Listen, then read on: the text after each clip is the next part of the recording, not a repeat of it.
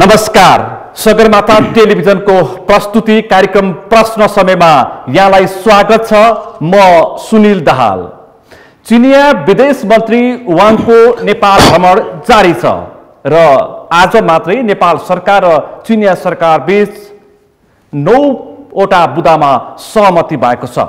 विशेष गरी rail, पारवहन, medical लगायतका विषयमा विशेष गरी चर्चा हुने गरेका छन् र तिनै विषयलाई केन्द्रित गरेर द्विपक्षीय सम्झौता भएको छ र नेपालले चिनिया चासोको विषयमा निकै गम्भीरताका साथ लिँदै आएको छ।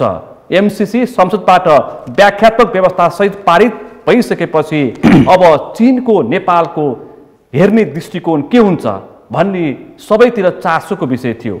एमसीसी र चिनिया पक्षको चासोले नेपाल भू राजनीतिमा आकर्षित हुँदै गएको हो भन्ने चौतर्फी बहस, छलफल र विश्लेषण र कतै चिन्ता पनि भइरहेका थिए। आज हामी विशेष गरी चिनिया विदेश मन्त्री वाङको नेपाल भ्रमण, नेपालको परराष्ट्र नीति र नेपाल चीन बीचको सम्बन्धका विषयमा बढी केन्द्रित भएर गम्भीरताका साथ छलफल गर्दैछौँ। आजको यस छलफलमा मसँग सहभागी हुनुहुन्छ नेपाली कांग्रेसका नेता, राष्ट्रिय सभाका सदस्य एवं पूर्व मन्त्री जितेन्द्र नारायण देव। यहाँलाई स्वागत छ। नमस्कार। त्यसैगरी आजको यस छलफलमा मसँग सहभागी हुनुहुन्छ पूर्व राजदूत एवं परराष्ट्रविद प्रद्युम्न विक्रम शाह। यहाँलाई पनि स्वागत छ। यहाँहरू दुवैजनालाई म पुनः स्वागत गर्छु। म जितेन्द्र नारायण देवबाट यो कार्यक्रम प्रारम्भ गर्छु र आजको विषय प्रमुख गरी निकै चर्चित विषय प्रसङ्ग छ, किनकि नेपालले एमसीसी अनुमोदन गरिसकेपछि, अमेरिकी अनुदान एमसीसी नेपालले अनुमोदन गरिसकेपछि चिनिया चासोको विषय निकै गम्भीरताका साथ हामीले बहस गर्दै आएका छौँ र गर्दै पनि आएका थियौँ। तपाईँलाई के लाग्छ, यो जुन किसिमको हामीले चिन्ता व्यक्त गरेका थियौँ, यो भ्रमणले यसलाई दूर गर्ने प्रयास गर्छ? होइन, यो हामीले यो चिनिया परराष्ट्र मन्त्री स्टेट काउन्सिलर वाङ यीको अहिले भर्खरै सम्पन्न हुन लागेको जुन भ्रमण छ, अहिले भर्खरै केही घन्टा अगाडि 9 बुँदे एमओयू साइन पनि भएको छ। यो विषयलाई मेरो विचारमा हामीले एमसीसीसँग जोडेर त्यति छलफल गर्नु जरुरी छैन। यो मुख्य रूपमा वाङको भिजिट नेपाल र चाइना, नेपाल र चीन, यो दुई देशको द्विपक्षीय सम्बन्धको सन्दर्भमा नेपाल र चीनको बीचमा बहुआयामिक ऐतिहासिक एउटा सुछिमेकीपनको हाम्रो सम्बन्ध छ। डिप्लोमेटिक सेक्टरमा, पोलिटिकल सेक्टरमा, इकोनोमिक सेक्टरमा, सोशल सेक्टरमा यो खालको जुन हाम्रो सम्बन्ध छ, यो द्विपक्षीय सम्बन्धलाई बिना कुनै असमझदारी, हैन, बिना कुनै असमझदारी दुई देशको बीचको सम्बन्धलाई दुवै देशको हित हुने गरी, दुवै देशको हितमा र आपसी विश्वास र समझदारीमा कसरी सञ्चालन गर्ने, त्यसको लागि एउटा minimum level of political understanding जुन छ त्यो कायम राख्दै एउटा ट्रस्टको वातावरण, विश्वासको, आपसी विश्वास, द्विपक्षीय विश्वासको वातावरण कि हामी एकअर्काका मित्र हौँ, एकअर्काका प्रतिस्पर्धी होइनौँ, एकअर्काका शत्रु होइनौँ, एकअर्काका मित्र हौँ, हैन। हाम्रो साइज जे भए पनि, विकासको स्तर जे भए पनि, पोलिटिकल सिस्टम हाम्रो दुईटाको जे भए पनि हामी एकअर्काको सहयोगी र मित्र हौँ, असल छिमेकी हौँ, असल मित्र हौँ। त्यो सन्दर्भमा अहिलेको भ्रमणलाई के विषयहरूमा छलफल भए, के रिजल्ट आए र जे आए त्यसलाई चाहिँ लेटर एन्ड स्पिरिट आगामी दिनमा बिना कुनै अडचन, बिना कुनै असमझदारी कसरी क्रियान्वयन गर्ने भन्ने सन्दर्भ मलाई लाग्छ। त्यो सन्दर्भमा हामीले अहिलेको वाङको भ्रमणलाई छलफल गऱ्यौँ भने सुनिलजी मलाई लाग्छ राम्रो। पक्कै पनि हामी जुन भर्खरै मात्रै नेपाल सरकार र चिनिया विदेश मन्त्री वाङ बीच भएको यो 9वटा बुदाको विषयलाई पनि केन्द्रबिन्दु राखेर हामी छलफल गर्नेछौँ।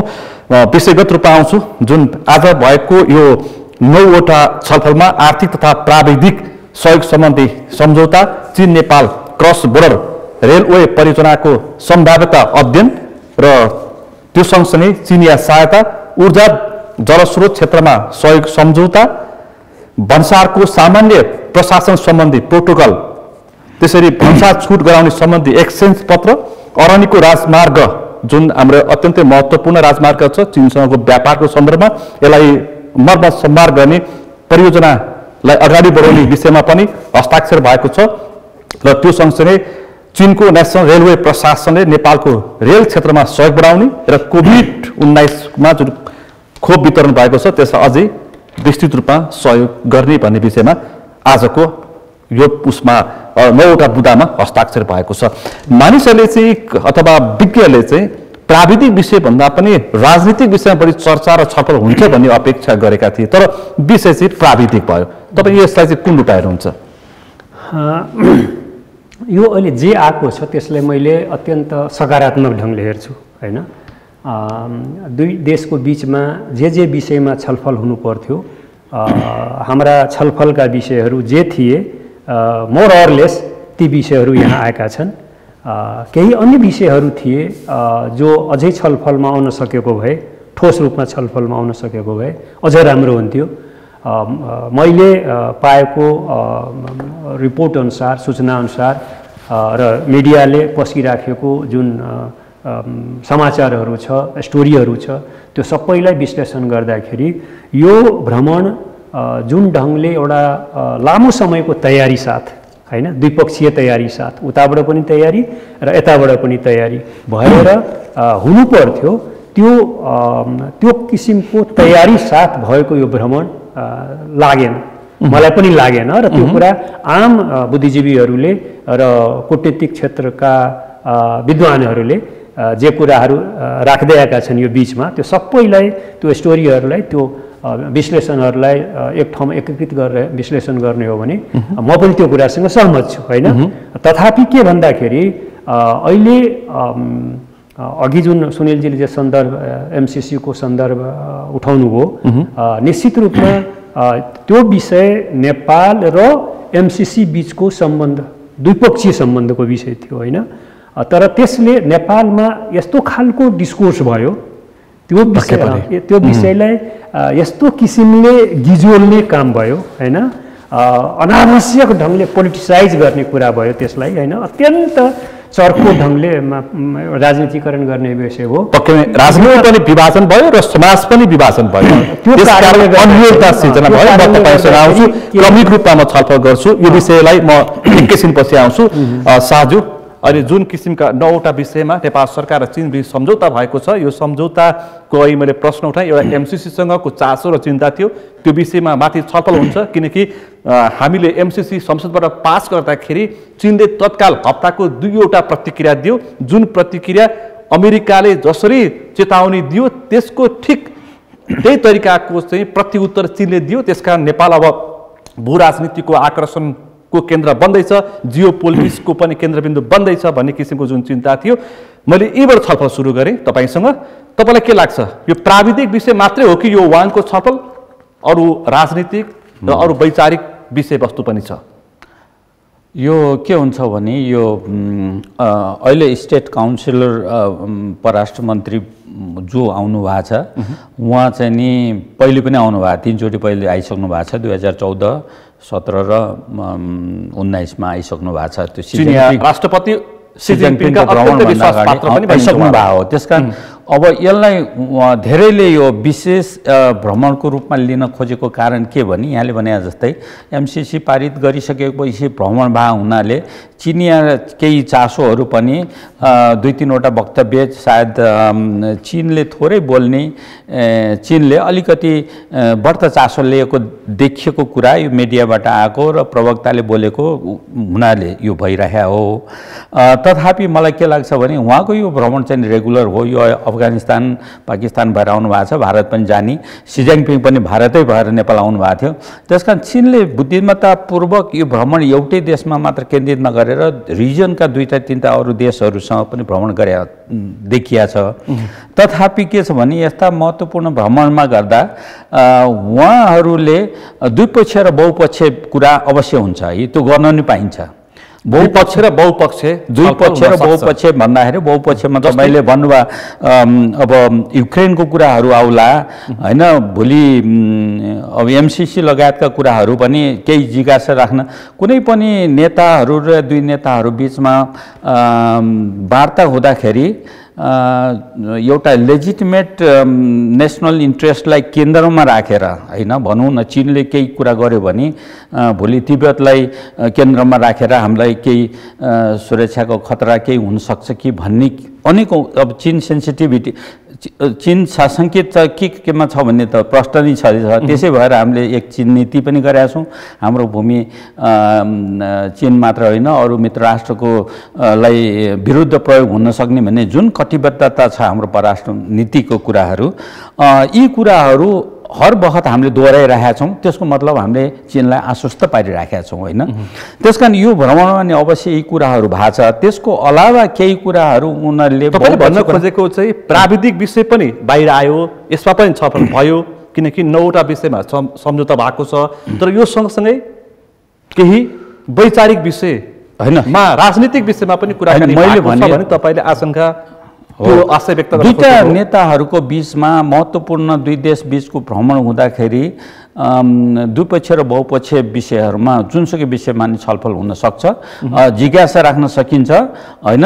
मित्र राष्ट्रहरूको बीचमा त्यस्ता जिज्ञासा राख्नु सामान्य कुराहरू हो। अब नेपाल चीनको एउटा ट्रस्टवर्दी फ्रेन्डको रूपमा छ भने एउटा रिलायबल डेभलपमेन्ट पार्टनरको रूपमा हामीले आइरहेको अल वेदर फ्रेन्डसिप पनि भन्थ्यौँ। तथापि के छ भने केही कुराहरू चीनको केही लेजिटिमेट इन्ट्रेस्टहरू, लेजिटिमेट इन्ट्रेस्ट भन्नाले नेपालसँगै मात्र हुनुपर्छ भन्ने छैन, रिजनको कुराहरू हुन्छ, ग्लोबल इस्युजहरूमा हुनसक्छ।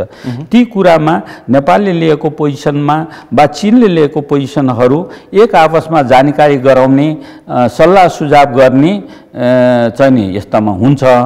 तथापि के हुन्छ भने सुझाव दिने त जसले पनि पाइन्छ होइन, तर निर्णय त आफ्नो गर्न पाइन्छ होइन। त्यसकारण सुझाव जेसुकै भए पनि हामीले चीनको लागि केही सुझाव दिए पनि वा चीनका नेताले हामीलाई केही सुझावहरू दिएर कुनै कुरामा जिज्ञासा राखे पनि निर्णय हाम्रै हुन्छ। हाम्रो जे छ त्यो प्रस्ताइदिनुपर्छ। मेरो विचारमा चीनलाई अलिकति केही कुराहरू प्रस्ताउन पर्ने अवस्था भएको थियो। एमसीसी विषयमा चीन मन बुझ्न आएको होइन, यही भनेर होइन। हेर्नुहोस् है, भिजिटको अवसर मैले भने द्विपक्षीय कुरा, द्विपक्षीय 9वटा चाहिँ एमओयूहरूको बुदामा सम्झौता पनि भएको छ। यो एमओयूमा एउटा दुईटा बिहारकै कुरा परेको छ, अरू सबै नयाँ कुरा छ। अब मेरो विचार के छ भने मैले त के भन्ने गर्थेँ भने भएका कमिटमेन्टहरू जे जति छ 14वटा त हाम्रो प्रधानमन्त्री जाँदाखेरि सही नै भएको छ है। त्यसमा पारवन लगायत विभिन्न छ। त्यसपछि हाम्रो राष्ट्रपतिको भ्रमण भयो, त्यो नि सम्झौता भएको छ। सी जिनपिङ आउँदाखेरि पनि विभिन्न सम्झौताहरू भएको छ। अब त्यो चाहिँ नि सम्झौताहरूको हिसाब गर्ने हो भने करिब करिब 4 दर्जन जति सम्झौताहरू छ। विभिन्न छ, एयरपोर्टका कुराहरू छ, नाकाहरू खोल्ने कुराहरू आउला। तर म के भन्छु भने भएका सम्झौता जे जति छ त्यसलाई कार्यान्वयन जति कार्यान्वयनमा रोकिएका छ नि, जस्तो नाकाहरूको कुराहरूमा समस्या आइरहेको छ। महत्त्वको साथ उठाउनु पर्ने विषय भनेको जुन नाका छ अहिलेसम्म चीनले कोरोनाको कारण र भूकम्पको कारणले गर्दाखेरि अहिलेसम्म खुलाइसकेको अवस्था छैन। यो पनि विषय छलफलको विषय, यसतर्फ पनि मानिसले राजनीतिक रूपमा बुझे। यसमा मेरो एउटा के छ भने यो हामीले अलिकति कहिलेकाहीँ हामीले बुझ्नलाई हामीले अलिकति ढिलाइ बा जानेर पनि बुझी पनि नगरे हो कि जस्तो नि लाग्छ मलाई। अब एउटा चीनको प्रगति, प्राविधिक प्रगति हेर्नुहोस्, चीनले चाहिँ नि आर्टिफिसियल सूर्य बनाउने, सिसाका पुल बनाउने, अब ल्हासा जस्तो ठाउँमा जहाँ अक्सिजनै हुन्न त्यहाँ रेल कुदाउने, यस्ता गर्ने चीनले एउटा भूकम्पबाट क्षतिग्रस्त भएको कोरोनी त्यो चाहिँ तातोपानीको नाकाको भन्सार खोल्न नसक्ने भन्ने कुरा त आउँदैन है। अब हामीले के बुझ्नुपर्छ भने त्यसको अन्य कारण के हो त? चीनले अर्को सुरक्षाको कारणले हो कि बा यहाँको तिब्बतीयन शरणार्थीहरूको गतिविधिलाई निगरानी हो कि बा केही कुरा हो भन्ने कुरा हामीले आश्वस्त र सोध्न पनि पर्यो, आश्वस्त पनि पार्न पर्यो। अब यहाँ 9वटा बुदामा अरनीको राजमार्ग बन्ने जब नाकै बन्द छ त्यो गरेर खास कुरा त्यसको अर्थ लाग्दैन। हामीलाई त नाका चाहिन्छ। सकिन्छ कि अरनीको राजमार्ग मर्मसम्मार भनिसकेपछि अब नाका खुल्छ भन्ने आश्वासन पनि दिएको होइन। नाका यो अर्थ पनि बुझ्न सकिन्छ। नाका खोल्ने दुईटा अहिले हेर्नुहोस् है, 41वटा नाका छ नेपाल र चीन बिचको। 41वटा नाका आइडेन्टिफाई भएको छ। त्यसमा 6वटा स्ट्राटेजिक छ। 6वटा स्ट्राटेजिक विभिन्न कोरिडोरहरूबाट गर्ने भन्ने छ, केमाथाङका लगायत। तैपनि रसुवा र तातोपानी बाहेक अरू नाकाहरू प्रयोग पनि भएको थिएन र अहिले पनि केही आंशिक रूपमा अहिले कोटाको केही ट्रान्सपोर्ट ऊहरू भित्रियो भन्ने कुराहरू न्युजमा आइरहेको छ। तर यसले पुग्दैन नि नेपाल र चीन बिचको व्यापार। अहिले त के छ भने चाइनिज सामान बा हामीले नेपाललाई चाइनामा के पठाइन्छ त्यो हङकङ भएर जान्छ, समुद्री मार्गबाट गइरहेको छ है।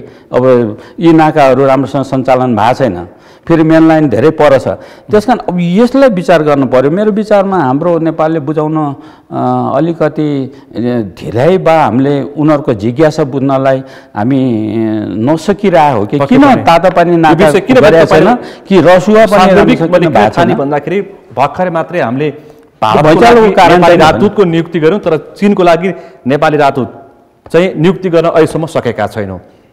आशय त यतातर्फ पनि छ। म आउँछु तपाईँसँग जितेन्द्र नारायण देवज्यू। अब मैले प्रसङ्ग तपाईँसँग जोडेँ एमसीसी। हामीले एमसीसीको विषय प्रसङ्ग उठाउनै पर्छ किनकि चीनले तात्तत्व प्रतिक्रिया दियो। तपाईँ हामीले पनि थाहा पायौँ किनकि गिफ्ट अथवा अनुदान चाहिँ जबरजस्त हुँदैन भनेपछि सांकेतिक रूपमा ठुलै किसिमको सन्देश दिन खोजेको छ चीनले। अनि अर्को यही जोड्छु म विषय, जुन BRI-लाई रिप्लेस गर्ने एमसीसी हो भनेर बुझेका जानेका विज्ञले पनि त्यस्तो तरिकाले प्रतिक्रिया दिए। भनेपछि नेपालको मूल परराष्ट्र नीति हामी जानी नजानी अमेरिकी कितातर्फ उन्मुख भएको हो कि भनेर युक्रेनसँग जोड्दाखेरि पनि त्यो प्रसङ्ग जोड्न सकिन्छ। तपाईँलाई के लाग्छ? यसमा हेर्नुहोस्, अब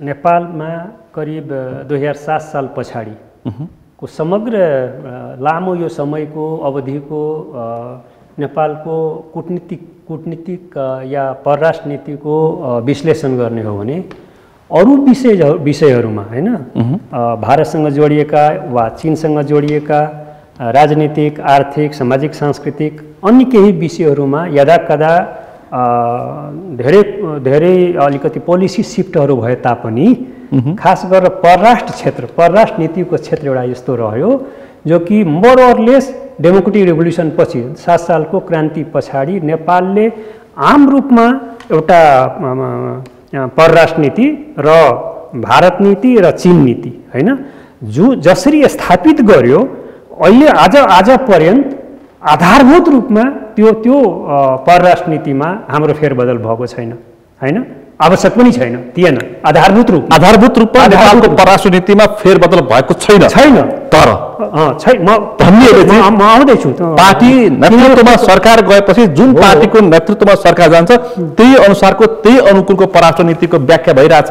अझ मैले प्रसङ्ग जोडेँ, असंलग्न परराष्ट्र नीतिमा हामी संलग्न भयौँ भनेर पनि वामपन्थीले प्रतिक्रिया दिइरहेछ। म त्यसमा आउँदैछु। म व्यक्तिगत रूपमा राजनीतिको त्यो विद्यार्थी हुँ जसले परराष्ट्र नीतिलाई पार्टीको राजनीतिभन्दा पार्टीको आइडियोलोजीभन्दा माथि राखेर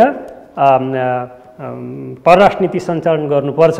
परराष्ट्र नीति कुनै पनि पोलिटिकल पार्टी, सत्ताधारी पार्टी या अपोजिसन पार्टीको पार्टी आइडियोलोजीको भन्दा माथि पार्टी आइडियोलोजीको बन्दी होस्टेज हुनु हुँदैन भन्ने मान्यता राख्ने मान्छे म हुँ। र त्यो कहिलेकाहीँ त्यो गर्न खोजियो होइन, कहिलेकाहीँ त्यो गर्न खोजियो, तर आम रूपमा हाम्रो असंलग्नता होइन, असंलग्न परराष्ट्र नीति यिनीहरू एउटा प्रति प्रश्न गरिहाल्छु। ठ्याक्कै अहिले चाहिँ जस्तो तपाईँले यो विषय उठान गर्नुभयो, अहिले मानिसहरूले ठ्याक्कै त्यसै भनिरहेछन् पार्टीसँग परराष्ट्र नीति सँगसँगै गयो। कङ्ग्रेसको नीति अथवा अझ भन्नुपर्दा देउबा अमेरिकन किताका मानिस हुन् र त्यसै किसिमको अहिले युक्रेन र एमसीसीमा जबरजस्त त्यसरी परराष्ट्र नीतिलाई जोडिएको छ, त्यो दूरगामी रूपमा ठुलो असर पर्छ भनेर विज्ञले चाहिँ विश्लेषण गरिरहेको छ। मैले यो राष्ट्रिय सभामा पनि एक समयमा नेपालको परराष्ट्र नीति जति बेला केपी ओलीजी प्रधानमन्त्री हुनुहुन्थ्यो त्यति बेलाको सन्दर्भ हो। नेपालको परराष्ट्र नीतिमा मैले बोल्दाखेरि मैले यो कुरा भनेको थिएँ कि उहाँ प्रधानमन्त्री हुनुभएको बेलामा अलिकति कस्तो म्यासेज गइरहेको थियो भन्दाखेरि नेपालको जुन एउटा असंलग्न परराष्ट्र नीति हो हैन, कुनै कन्ट्रीप्रति टिल्ट नहुने हैन, neither towards India note towards China अथवा अन्य कुनै शक्ति राष्ट्रतिर टिल्ट हुने होइन, नेपालको आफ्नो इन्डिपेन्डेन्ट फरेन पोलिसी छ in the interest of the Nepali nation, Nepali people भन्ने जुन हामीले एउटा फन्डामेन्टल पोजिसन लिएका छौँ, त्यसमा अलिकति हाम्रो नेपालको परराष्ट्र नीति टिल्ट टुवार्ड्स चाइना भयो कि भने त्यति बेला मैले चिन्ता व्यक्त भएको थियो। मैले नि एकदमै सान्दर्भिक तपाईले विषय उठान गर्नुभएको थियो। राज्यसभामा यो क्वेसन मैले गरेको थिएँ। त्यस्तो बुझिन्छ, म्यासेज यस्तो गइरहेछ। नेपालका परराष्ट्रविदहरू, नेपालका कूटनीतिक क्षेत्रका विद्वानहरू, म समेतका राजनीतिका एउटा विद्यार्थीहरू पनि यस्तो मैले इम्प्रेसन पाइराखेको छु। यस्तो म्यासेज दिनु हुँदैन, यस्तो काम हामीले गर्नु हुँदैन भने मैले क्वेसन राखेको थिएँ। त्यसकारण अब म सुनिलजीको कुरामा आएँ कि एमसिसीको जब सन्दर्भ चल्यो नि, नेपालको एउटा ठुलो कमजोरी के रह्यो भन्दाखेरि कि हामीले नेपाल स्टेट एज सच, नेपालको राज्यले, नेपालको सरकारले यो कुरालाई चिर्न सकेन कि MCC is the issue between Nepal and MCC. It is not the issue related to China और इन्डिया। चाइना इन्डिया और देशहरूको लागि चासोको विषय होइन। त्यो कुरालाई हामी राख्न सकेनौँ, इस्टाब्लिस गर्न सकेनौँ। हामी आफ्नै देशका पोलिटिकल फोर्सेसहरू कोही अत्यधिक प्रो अमेरिकन भयो, कोही अत्यधिक प्रो चाइनिज भयो, चाइनिज भन्दा पनि बढ्ता चाइनिज भयो, अमेरिकन भन्दा पनि बढ्ता अमेरिकन भयो र त्यसरी त्यो विषयलाई गिजोल्यौँ हामीले। त्यसकारणले हाम्रो कमजोरी कहाँ रह्यो भन्दाखेरि यदि यो हामी 75 वर्षदेखिको अमेरिकासँगको नेपालको द्विपक्षीय सम्बन्ध छ, कूटनीतिक सम्बन्ध छ हाम्रो। 75 वर्षदेखिको हाम्रो political relation, economic relation, social diplomatic relation छ र हाम्रो अमेरिका र नेपाल पनि मित्र देश हो। अमेरिकालाई पनि हामी यो कारणले होइन, 70 वर्षको हाम्रो सम्बन्ध छ, 75 वर्षको सम्बन्ध। यो कारणले होइन कि अमेरिका एउटा शक्ति राष्ट्र हो, त्यो कारणले डरले होइन। हाम्रा सम्बन्धहरू इकोनोमिक र सोसल सेक्टरमा फ्रुटफुल देखिएका छन्। तर यसरी मान्छे डराए कि आइपिएसको जुन आइपिएसको अङ्ग भनिदिइसके पछाडि चाहिँ यो इन्डो पेसिफिक स्ट्राटेजी भनिदिइसकेपछि मानिसहरू यति तर्से कि त्यहाँ त अब त्यो शर्त हेर्दाखेरि त सिधा सेना नेपालमा आउँछ खालका शर्त छन्। त्यसपछि मानिसहरू तर्से र बिआरआईको मैले फेरि प्रसङ्ग जोडी बिआरआईको रिप्लेस एमसिसी भनेर विज्ञले यहीँ आएर प्रतिक्रिया दिए। के भन्ने बिआरआईको रिप्लेस अथवा एमसिसी को रिप्लेस बिआरआई अथवा एक अर्काका प्रतिस्पर्धी हुन्। हामीले एमसिसीलाई स्वीकार्यौँ, बिआरआईलाई अब हामीले सम्झौतातर्फ होइन कि यसलाई पन्छाउनेतर्फ गइरहेछौँ भनेर प्रतिक्रिया दिए। त्यसकारण मैले उठाउन खोजेको कुरा के भन्दाखेरि नेपालका पोलिटिकल पार्टिजहरूले सुनिलजी र नेपालको राज्यले, सरकारले यो विषयमा अत्यन्त चिरेर जान सक्नु पर्थ्यो कि बिआरआईको विषय भनेको नेपाल र चीनसँग जोडिएको विषय हो।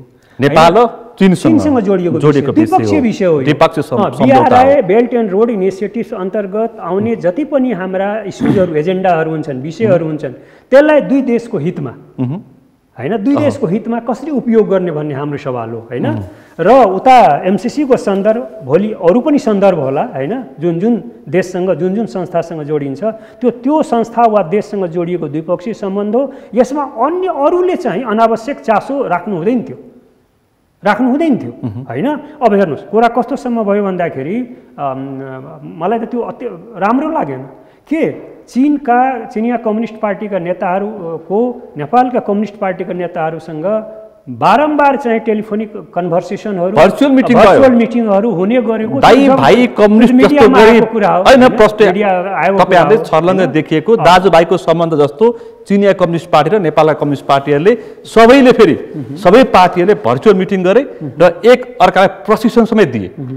त्यसकारण यो विषयमा नि म यो विषयमा एक दुई लाइन मात्र के भन्न चाहन्छु भन्दाखेरि मेरो एकदम क्लियर कट सुनिलजी, जनताको भाषामा जनताले बुझ्ने गरी प्रश्न भन्नुपर्छ। हामीले भन्न चाहन्छु भन्दाखेरि नेपालका मेजर पोलिटिकल फोर्सेसहरूले र मुख्य रूपमा नेपालको सरकार राज्यले हैन नेपालको सरकारले क्लियर कट रूपमा नेपाली जनतालाई र अन्तर्राष्ट्रिय समुदायलाई मेसेज के दिन सक्नु पर्यो भने हाम्रा सम्बन्धहरू अमेरिकासँग छन्, लामो सम्बन्ध छ, हाम्रा सम्बन्ध भारतसँग छ, हाम्रो सम्बन्ध चीनसँग छ, अन्य देशहरूसँग पनि हाम्रा सम्बन्ध छन्। यी सम्बन्धहरू एउटा म्युचुअल रेस्पेक्ट, म्युचुअल बेनिफिटको आधारमा, नेसनल इन्ट्रेस्टमा, एउटा म्युचुअल अन्डरस्ट्यान्डिङको आधारमा यो सञ्चालन हुँदैछन् हैन।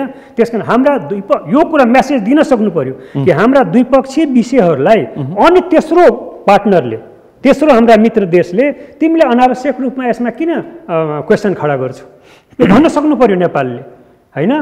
जबकि हाम्रो क्लियर कट छ नि, अघि चाहिँ उहाँ हाम्रो शाहजीले पनि भन्नुभयो, एउटा करियर डिप्लोमेटको रूपमा भन्नुभयो, एकदम सही कुरा भन्नुभयो। हाम्रो त इस्ट्याब्लिस्ड पोलिसी छ नि कि हामी दुईटा छिमेकीको सन्दर्भमा नाइदर चाइना नोर इन्डिया कसैको कुनै विरुद्धमा आफ्नो ल्यान्डलाई चाहिँ होस्टाइल एक्टिभिटिजको रूपमा प्रयोग हुन नदिने हैन, शत्रुतापूर्ण कुनै पनि गतिविधि हुन नदिने, दुईटै मित्रहरूको एउटा सेक्युरिटी कन्सर्नलाई हेर्ने हैन, हेर्ने। र हाम्रो पनि त्यति मात्रै होइन, तर हाम्रो पनि त्यहाँ कन्सर्न छ। म बारम्बार यो कुराले भन्ने गर्छु र फेरि आज पनि म भन्छु, खालि इन्डियनहरूको सेक्युरिटी कन्सर्न र चिनियाहरूको सेक्युरिटी कन्सर्न मात्रै कन्सर्नलाई मात्रै नेपालको हेर्ने काम होइन। नेपालको जुन हाम्रो सेन्सिटिभनेस, हामी नेपालले आफ्नो भौगोलिक अखण्डता र सार्वभौमसत्तालाई अक्षुण्ण राख्दै नेपालका इन्ट्रेस्टमा, नेपालको इन्ट्रेस्टमा हामीले जुन निर्णयहरू गर्छौँ हैन, यसमा कहिलेकाहीँ अप्ठ्यारो हामीलाई कसैले नपारिदियोस्, यो हाम्रो संवेदनशीलता हो। हाम्रो स्मल नेसन सेन्सिटिभनेस, सानो देश संवेदनशीलता जुन हुन्छ, त्यसलाई भारत या चाइना या अमेरिका जस्ता हामीभन्दा ठुला शक्ति राष्ट्रहरूले र हाम्रा मित्र देशहरूले पनि त्यो कुराले विचार गरिदिनुपर्छ।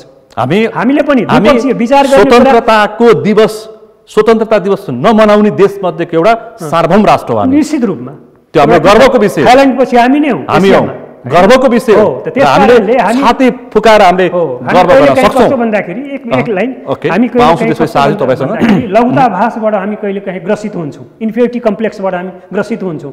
खालि हामी छिमेकीहरूको या अन्य के अरे शक्ति राष्ट्रहरूको इन्ट्रेस्टलाई, कन्सर्नलाई मात्रै हामीले हेर्ने, हाम्रो कन्सर्नलाई उनीहरूले हेर्ने कि नहेर्ने, त्यो उच्च मनोबलको साथ हैन, त्यो हाइटबाट, त्यो हैसियतबाट, त्यो उचाइबाट हामीले आफ्ना कुराहरूलाई, तर विडम्बना त्यो हैसियत हाम्रै देशका नेताहरूले गुमाए भनेर मानिसहरूले दुःख व्यक्त गर्छन्। हाम्रो कमजोरीले, हाम्रो नेतृत्वको कमजोरीको उपज आज हामी यस्तो अवस्थामा फरेन पोलिसीको सन्दर्भमा नेशनल कन्सेन्सस, राष्ट्रियताको विषयमा गम्भीरताका साथ अन्य केही विषयहरू सँगसँगै नेपालको परराष्ट्र नीतिको सन्दर्भमा नेशनल कन्सेन्सस हुनुपर्छ, जस्तो कि इन्डियामा छ।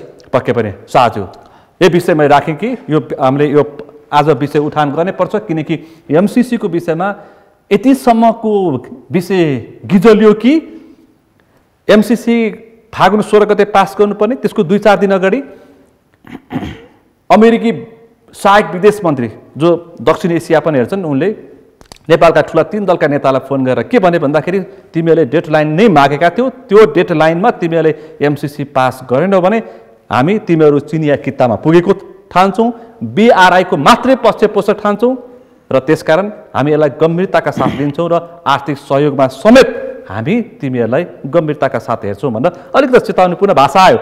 त्यसोसँगै प्रतिक्रिया गिफ्ट अनुदानलाई तिमीहरूले चेतावनी दिन पाउँदैनौ भनेर चिनिया पक्षले 2वटा विज्ञप्ति निकाल्यो र पत्रकार सम्मेलनै गर्यो। भनेपछि अब हामी कस्तो अवस्थामा पुगेका छौँ? वाङको भ्रमणसँग तपाईँले तुलना गर्दाखेरि कसरी गर्नुहुन्छ?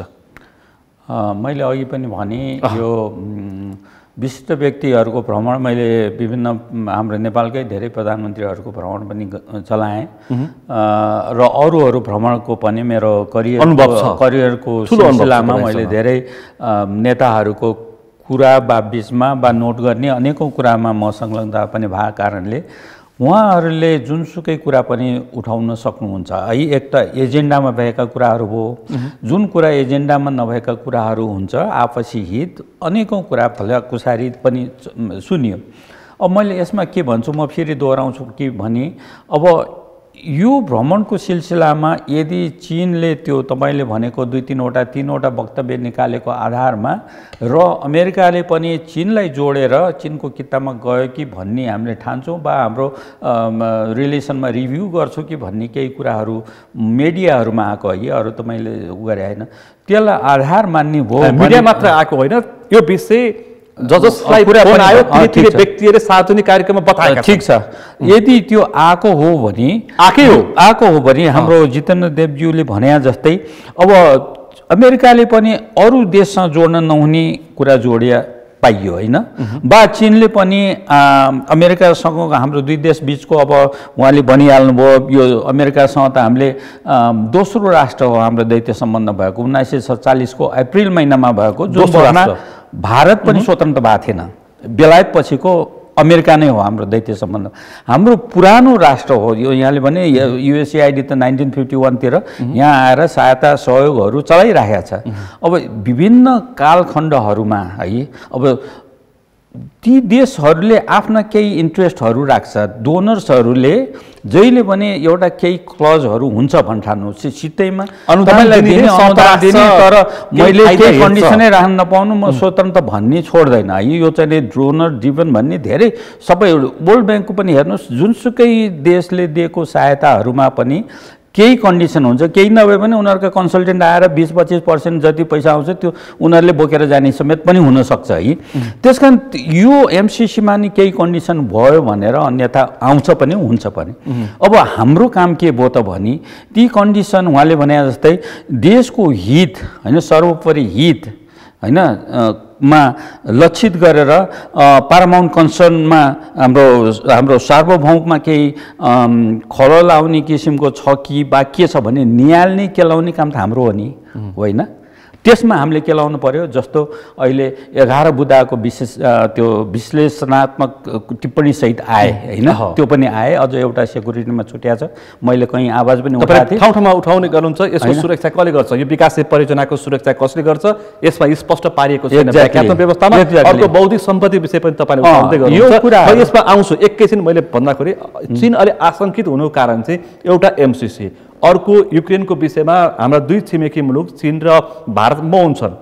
मानिसहरूले त यो विषयमा चीन र भारतले मध्यस्थकर्ता गर्न खोज्दैछन् भनेर पनि विश्लेषण गरिरहेका छौँ। यसमा चाहिँ अलिक धेरै हामी बाटो भएर अलि अमेरिकन कितातर्फ उभिएको हो कि छिटो भयो कि भनेर परराष्ट्रविदहरूले जानेका मान्छेले पनि बोलिरहेका छन्। अर्को विषय भन्दाखेरि हामीसँग चीन र नेपालको सीमाको सम्बन्धमा समस्या छैन भनेर एक पक्ष नेपालकै शासकहरू भन्छन्, अर्को पक्ष कङ्ग्रेस निकट अथवा कङ्ग्रेसी छ भनेर एउटा कार्यदल नै गठन गर्यो। त्यसपछि पनि चीनको प्रतिक्रिया कहीँ कहीँ आएको छ चिनिया मिडियाहरूमा। भनेपछि यो विषय हेर्दाखेरि वामपन्थी आयो भने चिनिया पक्षमा, कांग्रेस आयो भने अमेरिकन पक्षमा अलिकति त्यस्तो देखिँदाखेरि के छ भने जस्तो अहिले तपाईले सुरुमा भन्नुभयो कि हामी युक्रेनको पक्षमा हामीले भोट जुनसँग मतदान गर्यौं हामीले तेस्रो चोटी अघि भर्खरै चाहिँ त्यो ह्युमानिटेरियन असिस्टेन्टमा पनि नेपाल युक्रेनकै पक्षमा गरे जुन अधिकांश छ।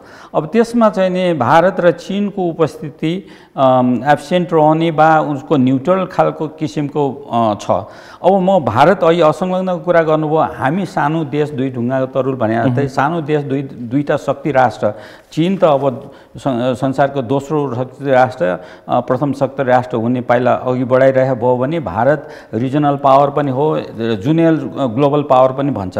त्यसकारण यो दुईटा देशको बीचमा बस्दाखेरि हाम्रो संवेदनशीलता त छ, हामीले एकदम चलाकीपूर्ण कूटनीतिक चातुर्यता र राजनैतिक चातुर्यता साथसाथमा हामीले खेल्न त अवश्य पर्छ। यो त हामीले 50s को देखि 6-7 दशक भारतसँग पनि गरे हो, चीनसँग भयो। अब यहाँलाई थाहै छ अब केही कुराहरू चीन अलिकति बा अरण्यको राजमार्ग खोल्दाखेरि भारतसँगको सम्बन्ध अलिकति भयो भने यतापट्टि हामीले सूर्यबहादुर थापालाई प्रधानमन्त्री बनाएर बनाएर अलिकति बैलेन्स राख्ने खेल त हामीले पहिलेदेखि गरिराखेका हो, नगरे होइन। हेर्दै जानु न 7औं दशकमा हामीले केही न केही कहिले कतातिर कहिले कतातिर, तर हाम्रो तटस्थ नीति हो दुईटै देशलाई खुसी बनाएर हामीले फाइदा लिन पर्ने हो। तर फाइदाको यो कुरा कस्तो भने तराखुमा जोख्या जस्तो दुईटा देशको सम्बन्ध त्यस्तो हुँदैन, कहिले अलिअलि ढल्क्या जस्तो।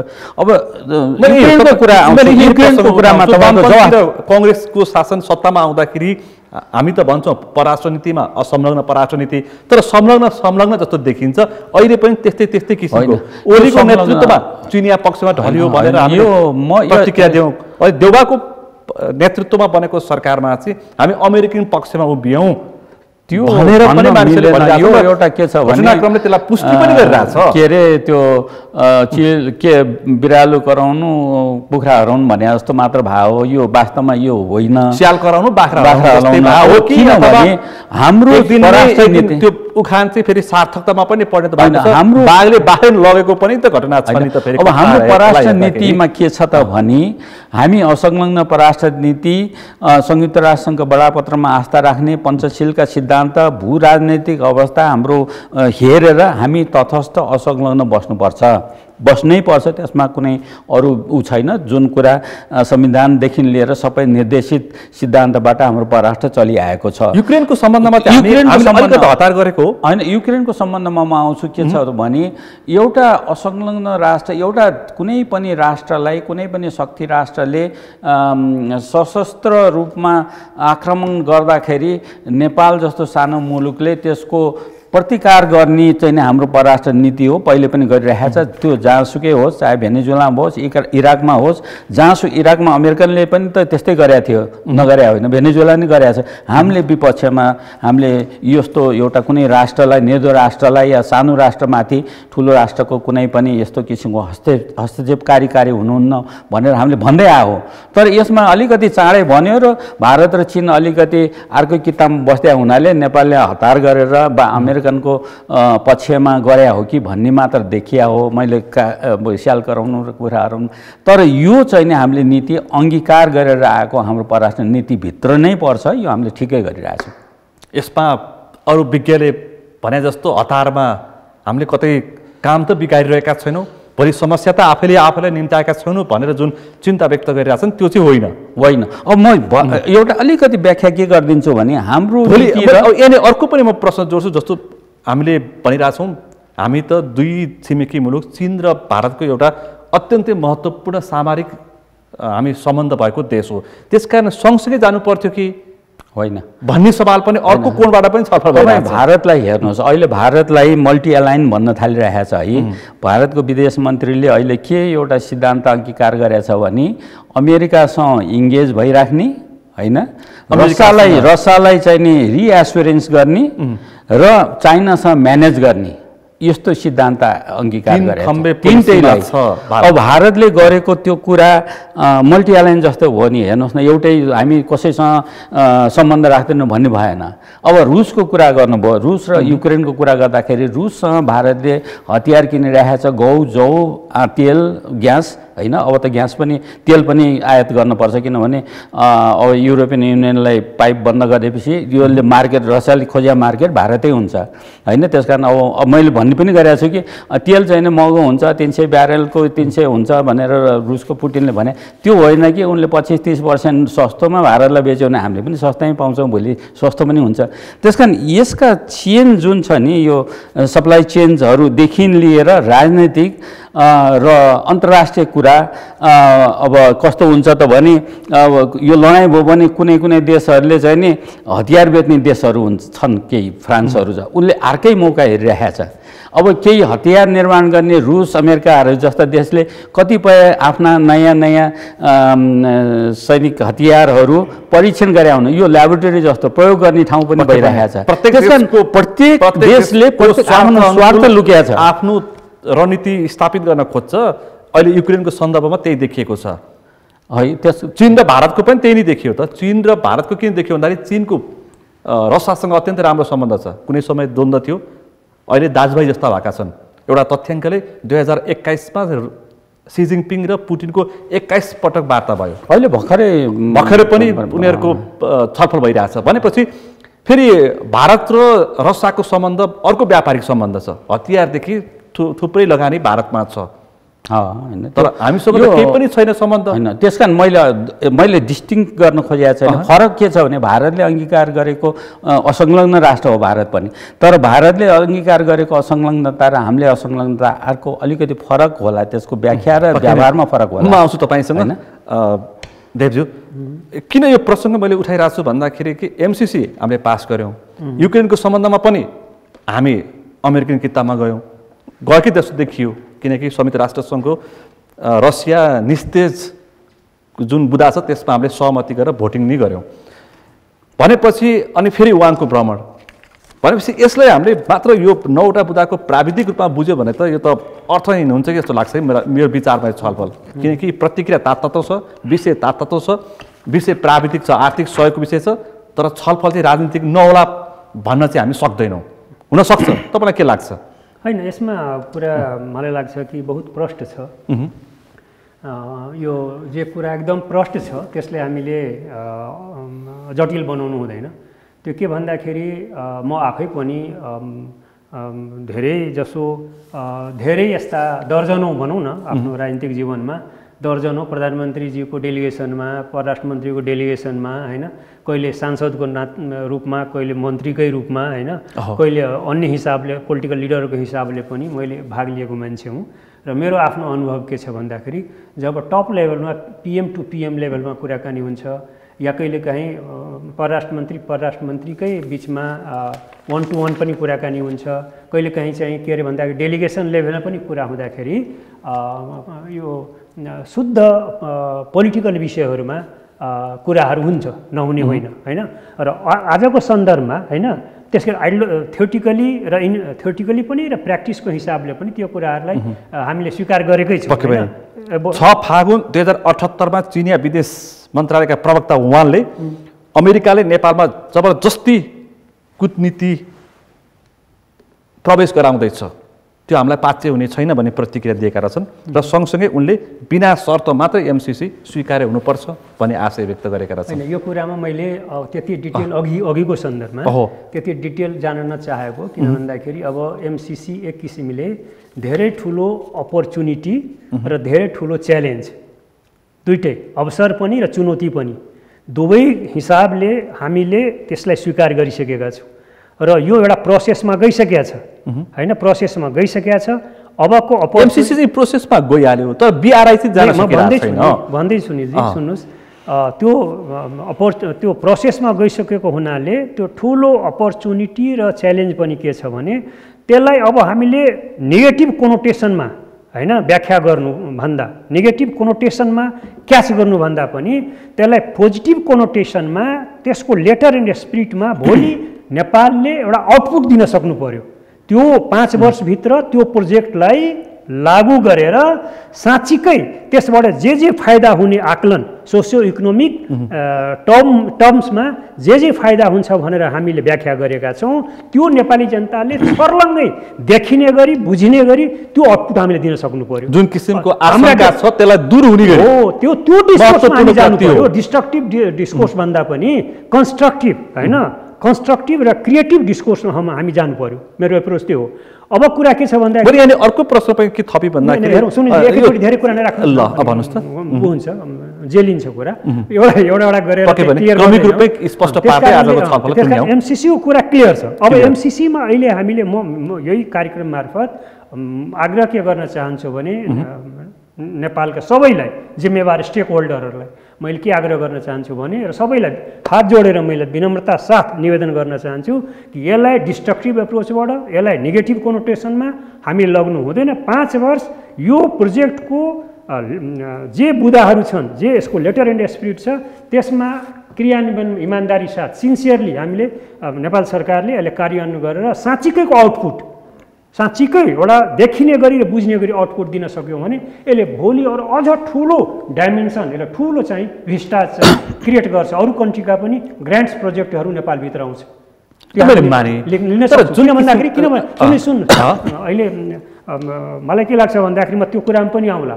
अहिले नेपालले अहिलेको सरकारले अहिले तपाईँले सुन्नुभयो होला देख्नुभयो होला अहिलेको सरकारले इम्फेसिस के छ भने र मलाई लाग्छ करेक्ट इम्फेसिस छ अहिलेको सरकारको त्यो के भन्दाखेरि अहिले हामी लोन भन्दा पनि ग्रान्ट्समा इम्फेसिस दिइराखेका छौँ ग्रान्ट्समा इम्फेसिस दिइराखेका छौँ बीआरआईकै सन्दर्भमा हैन बीआरआईकै सन्दर्भमा म जोड्न चाहन्छु कि अहिले यो बीआरआई अन्तर्गत जे पनि प्रोजेक्टहरू अहिले हिजोका 33-35वटालाई घटाएर अहिले हामी 9वटामा ल्याएका छौँ र त्यो 9वटाभित्र त्यसैको सेरोफेरोमा हामी डिस्कसन गरिरहेका छौँ अहिले नेपाल र चाइना बसेर दुवै पक्ष बसेर बीआरआई अन्तर्गत आउने प्रोजेक्टहरूमा ग्रान्ट्सको आस्पेक्ट के छ पाटो कति छ कुन प्रोजेक्ट हाम्रो ग्रान्ट्समा आउने कति त्यसको त्यो ग्रान्टको अनुदानको टिओआर के हुने हैन त्यसको मोडालिटी के हुने हैन कसरी खर्च हुने अहिले त कमसेकम एमसीसी बारेमा जति नेगेटिभ कुरा पस्के पनि ती नेगेटिभ पस्किने मान्छेहरूले पनि एउटा ठुलो च्यालेन्ज के भएको छ भन्दाखेरि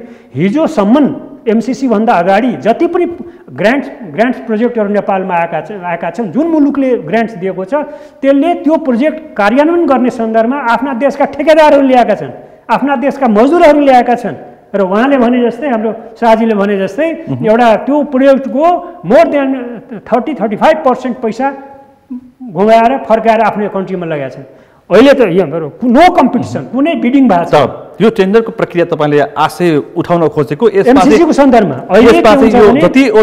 जतिवटा बोलपत्र अभावमा उनीहरूले सहभागिता जनाएका छन् चिनिया पक्ष होस् अथवा भारतीय पक्षहरूले होस् उनीहरूले कामदारदेखि लिएर इक्विपमेन्ट पनि उनीहरूले लिएर आएका छन् र पैसा फिर्ता गएको छ बढी चिनिया पक्षमा र ठेकेदार समेत मजदुर समेत काम राम्रो भएको छैन क्वालिटीको काम भएको छैन टाइम बाउन्ड काम भएको छैन रिजल्ट राम्रो नभएको हुनाले त्यो देशहरू पनि बदनाम भएको छ म आफै एउटा पर्यटन मन्त्री भएको मान्छे हैन कसरी चाहिँ त्यहाँ के अरे गौतम बुद्ध अन्तर्राष्ट्रिय विमानस्थलमा कस्तो हडतालहरू भयो कसरी कामहरू डिस्टर्ब भयो त्यसमा कतिचोटि मैले चिनिया राजदूतसँग मैले आफै कुरा गर्नु पर्यो मैले भैरवा जानु पर्यो कतिवटा मिटिङ मैले छिनोफानो गरेर फाडेर अनि मैले काम अब यसरी पनि देख्छु जसरी हामीले एमसीसीलाई बढी जोड दिएका छौँ अब बीआरआईलाई पनि हामीले स्पष्टसँग कार्यान्वयनको पक्षमा लानु पर्यो हामी एक पक्षीय होइनौँ है द्विपक्षीय हौँ भनेर यसले हामीलाई प्रश्न पार्छ यसलाई सरकारले के गर्नुपर्छ नेपाल पक्षले के गर्नुपर्छ त्यही म भन्दै थिएँ बीआरआईकै सन्दर्भमा किनभने नेपालको सरकारको हाम्रो क्लियर कट दृष्टिकोण छ हैन हाम्रो पार्टी नेपाली कांग्रेसको पनि क्लियर कट दृष्टिकोण छ भन्दाखेरि हामी एमसीसी मात्रै होइन हामी भनिहाल्यौँ नि कि बीआरआई भए अहिले खालि एमसीसी र बीआरआईको सन्दर्भ मात्रै चलिराखेको छ भोलि यस्तै किसिमको कुनै ठुलो प्रोजेक्ट भारतले देला रे दिने चाहिँ प्रस्ताव गर्ला जापानले गर्ला रे जर्मनीले गर्ला या नर्वेले गर्ला स्क्यान्डिनेभियन कन्ट्रीहरूले भन्दाखेरि हामीले अहिलेदेखि नै यो ग्रान्ट्स प्रोजेक्टहरूको बारेमा एउटा निश्चित अवधारणा कन्सेन्ससको आधारमा नेसनल कन्सेन्ससको आधारमा बनाउन सकेनौँ भने हाम्रो देश त जहिले पनि पछिडिएकै गरिबको गरिबै रहने हो नि त त्यसमा बीआरआईको सन्दर्भमा मलाई अलि प्रश्न पारिदिनुस् त बीआरआईको सन्दर्भमा के छ भन्दाखेरि हामी कस्तो प्रोजेक्टहरूलाई बीआरआई प्रोजेक्ट अन्तर्गत पार्ने भन्ने कुरामा नेपाल पहिला क्लियर हुनु पर्यो नम्बर 1 नम्बर 2 नेपाल र चाइना बसेर जब हामी विषयहरू निर्क्युल गर्छौँ त्यो विषयमा आउने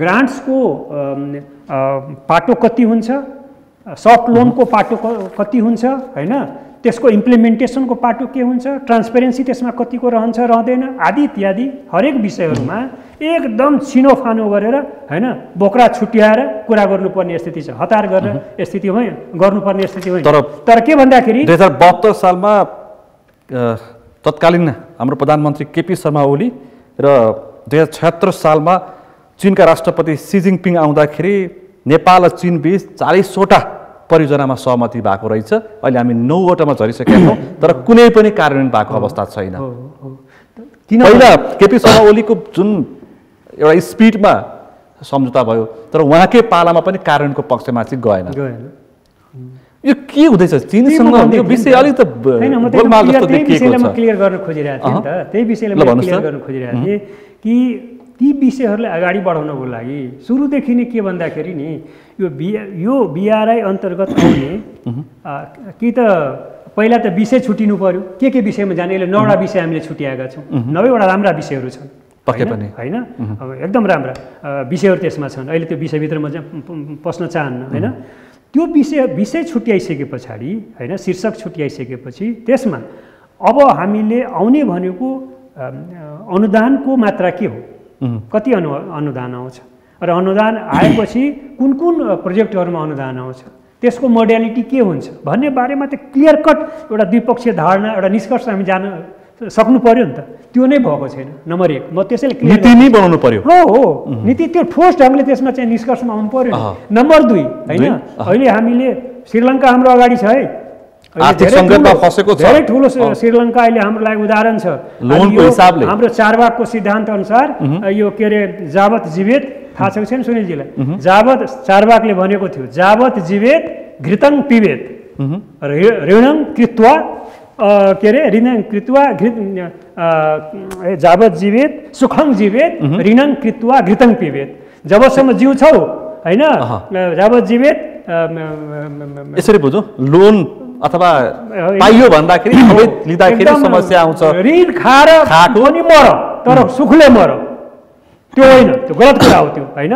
अहिले त्यसै त्यो बाटोमा श्रीलङ्का गएको हुनाले अहिले श्रीलङ्का आर्थिक सङ्कटमा छ, फसिया छ। इकोनोमिक क्राइसिसमा छ। हामी ग्रान्ट्स पछि जब लोनमा प्रवेश गर्छौँ, म क्लियर गर्न लागेको छु, त्यही BRI प्रोजेक्ट अन्तर्गत आउने जति पनि विषयहरू हुन्छन् त्यसमा हामी लोनैमा जाने हो भने कुन खालको लोनमा जाने, सफ्ट लोनमा जाने कि हार्ड लोनमा जाने कि हार्ड लोनमा जाने त कुरै छ, नेपाल गर्नै सक्दैन, नेपालको अर्थतन्त्र जान सक्दैन, डेट ट्र्यापमा हामी जानै सक्दैनौँ, हामी श्रीलङ्का कुरा मैले गरिसकेँ। सफ्ट लोनमा जाने हो भने त्यो सफ्ट लोनको रेट अफ इन्ट्रेस्ट के हुन्छ, त्यसको पिरियड अफ पेमेन्ट के हुन्छ, किस्ताबन्दीको स्थिति के हुन्छ हैन, त्यसको इम्प्लिमेन्टेसन कसरी हुन्छ आदि इत्यादि विषयमा हामीले नेपालले पनि राम्रो डेप्थ गहिरिएर नेपालले पनि एक्सर्साइज गर्न सक्नु पर्यो, होमवर्क गर्न सक्नु पर्यो, चिनियाले पनि दिनेले पनि आफ्नो चाहिँ धारणा राख्न सक्नु पर्यो। यी कुराहरु मापदण्ड बनाएर अघि बढ्नु पर्छ नेपाल पक्षले गर्न सकेका छैन। तर आजको उहाँको BRI विरोधी होइन, BRI मा त्यसरी हामीले प्रवेशै गर्न सकेका छैनौँ, त्यो प्रवेश त्यसरी गर्नुपर्छ।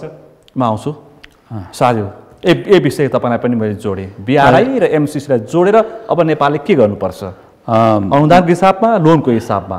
हेर्नुहोस् है, के छ भने अब धेरै अनुदान लिएर गर्ने जमाना बिस्तारै हट्दैछ।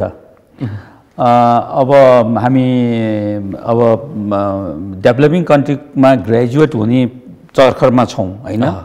हाम्रो LDCबाट हामी ग्रेजुएट हुने प्रोसेसमा भएपछि हामी सधैँ चाहिँ नि अल्प विकसित देश भनेर खाली अनुदानै मात्र भन्दाखेरि पनि उहाँले भने जस्तै केही सफ्ट लोनहरू, सफ्ट लोन भने 0 to 1% सम्मको इन्ट्रेस्ट रेट बा इन्ट्रेस्टै रेट 5.5% इन्ट्रेस्ट लोन लिइरहेका छौँ। सुन्नुहोस्, अब म BRI मा आउँछु। अब BRI मा के छ त भने यो MCC जस्तो होइन, BRI को चाहिँ नि एउटा केरुङ टु काठमाडौँ जुन रेलवे लाइन छ 72 किलोमिटरको लाइन, त्यसको कस्टै बनाउँदाखेरि यो यति अल्टिच्युडमा जान्छ, त्यो 90-95% त टनलमा बा ब्रिज बनाएर बा 4000